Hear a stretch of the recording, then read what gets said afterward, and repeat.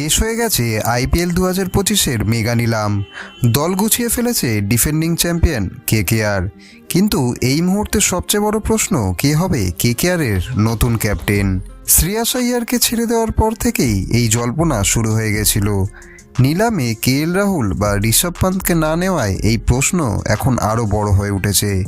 তবে ভেঙ্কটেশ আইয়ারকে 23 কোটিতে দলে ফেরানোয় অনেকেই মনে করছেন তাকে অধিনায়ক করানোর জন্যই তাকে দলে নেওয়া হয়েছে। ভেঙ্কটেশ নিজেও জানিয়েছেন তিনি এর জন্য প্রস্তুত। কিন্তু নিলামের দ্বিতীয় দিনের শেষে কেকেআর কিনে ফেলল আজিঙ্ক্য রাহানেকে। অভিজ্ঞতা ও নেতৃত্ব গুণে অনেকটাই এগিয়ে রয়েছে রাহানে। তিনি রাজ্য দল, আইপিএল, এমনকি ভারতীয় দলকেও নেতৃত্ব দিয়েছেন। অন্যদিকে ভেঙ্কটেশ বা রিঙ্কু সিংয়ের অধিনায়কত্বের কোনো এক্সপিরিয়েন্সই নেই।